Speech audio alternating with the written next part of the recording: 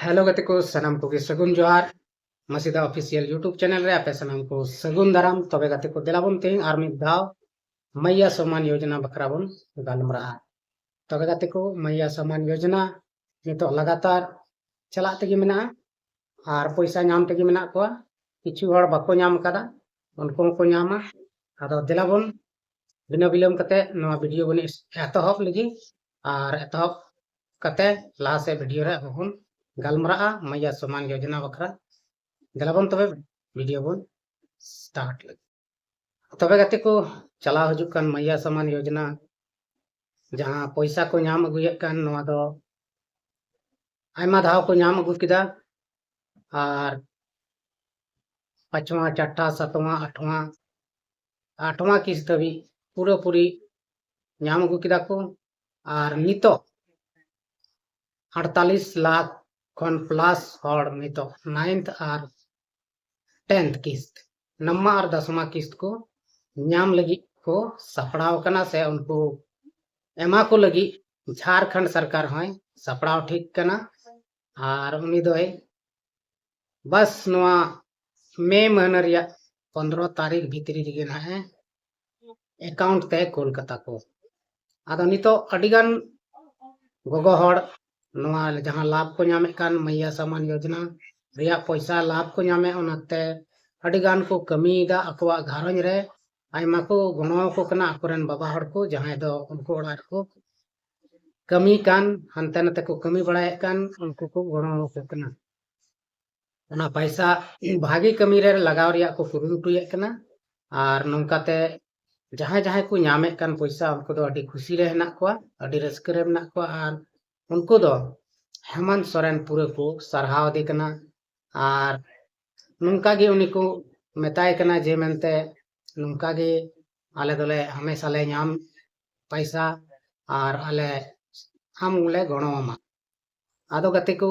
हेमंत सोरेन नितो मैया सम्मान योजना जहां इलेक्शन लहारे अगु का उना दो नितो बरकरार गे चला तगी मेना आर होय दाड़े आ चला तगी तेना आदो नुआरे अडिगान हड़ से आयमा ढेर गोगो हड़ पैसा बाको नाम कदा उनको लगी दो अडी मुश्किल रिया कथा कना से अडी दुख रिया कथा कना आदो नितो उनको को नामा उनको हो नितो आधार सेडिंग जहां कार्यक्रम में सरकार चालू का से लागू का ओना आधार सेडिंग होइलेन खान गी उनको दो पैसा को नामा आर नितो दो चालू गया ओना को गोटा पंचायत आधार सीडिंग कमी हुयुक कना प्लस गोगो हड़ जहां पैसा को नामे विशेष कते उनको दो अको राशन कार्ड दो अडी जरूर गिता को ओना राशन कार्ड नेल कते गे पैसा को एमाओ को कना चिदा से राशन कार्ड दो आयमा किसिम राशन कार्ड मेना ओना रगी ऑल मेना जे नुई दो रेंगे हड़ कनाय से किसण हड़ कनाय पीला कार्ड मेना हरियर कार्ड मेना आयमा लेकना कार्ड मेना ओना खोय गिको बडाय दाड़िया कना जे मेनते नुई दो नुआ पैसा जरूरिया से बांग जरूरिया आदो ओना इयते नितो सनाम खोय जरूरी होई कना राशन कार्ड जुदी राशन कार्ड जहां गोगो हड़ा मेना उनको दो नाम तगी को तहना और जहां बनु खान होय सके तो उनको को बंदोआ और उनको दो नुआ योजना खन को आउट को दाड़िया और जहां नित हबी ते पैसा बाको नाम कदा किछु महीना को नाम किदा और ओना बाद थीरेन तकवा ओना पैसा अकाउंट ते बांग हजु कना उनको हो नितो ओना आधार सीडिंग से राशन कार्ड वेरिफिकेशन नुआ को होइलेन खाय उनको मिद धाव ते को पे पुन किस्त को नामा और उनको दो रस्करिया कथा कना उनको लगी तो आदो गति को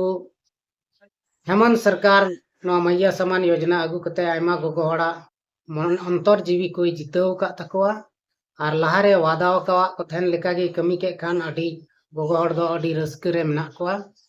चिदा से उनको दो जैसे उनको ये नुआ योजना बकरते ले को उनको अडी को खुशी कना और ओना खुशी कारण तगी नितो हेमंत सरकार ओना एमो हुयुक कानते प्रत्येक महीना और कल्पना मुर्मू सोरेन उनी हो नुआ मैया सम्मान योजना बखराते पूरा चुनाव प्रचार प्रसार लेदा आदो उनी हो नितो खुशी और रस्के रे मेनाया और उनी हो नित पब्लिक हो को मनाव बताव दी कना जे नुई हो भागे गियाय मेनते चेदा से उनी मैया समान योजना बखराते पूरी चुनाव प्रचार रे प्रचार प्रसारे तहना आदो ओनाते उनी हो पूरे रस्के रे मेनाया चेदा से नितो बराबरी चला तेगे मेना मैया सम्मान योजना और नितो दो पासे चला तेगे तहना आदो नोंका लेकाते अडी रस्के और नवा खबर दो कना अब बन बड़ाई दाड़ेया जहां को मैया सम्मान योजना रिया पैसा बाबन नाम कदा से बांग नाम हड़ को लगी हो रस्के खबर चेदा से नवा जहां आधार सीडिंग चालू कर नवा अपडेट लेन खान गे सनाम हड़ा खाता ते पैसा को चला और उनको हो ओना रिया लाभ को हताव दाड़ेया आदो गते को अडी रस्के रिया कथा कना और जतो हड़ नवा नितो दो नम्मा और 10वां किस्त मिद धावते 5000 को नामा जहां हड़ दो हानते 8वां किस्त धरी को नाम का उनको दो नितो नवा पैसा हो नम्मा और 10वां किस्त को नामा और नवा दो नवा मे महीना भितरी रगी को नामा ओनाते उनको लगी दो अडी खुशखबरी मेना और जहां बाको नाम का उनको दो थोड़ा गान आर हो तंगी हुई तकवा कोय हर हुई तकवा चेदा से उनको जहां पेपर मेना ओनारे त्रुटि को नाम कदा आदो ओना त्रुटि फाइनल लेन खाएगी ओना सुधर लेन खान गे आर हो जतो हड़ को नामा आदो नित हबी ते जहां तिना हड़ को नामे कान उनको दो पूरी रस्के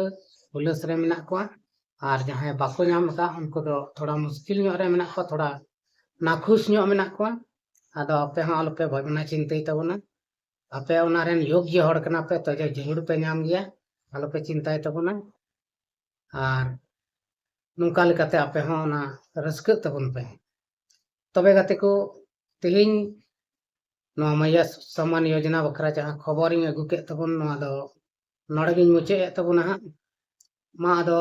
आपे सनाम को इन सेन खन मुचे जोहार।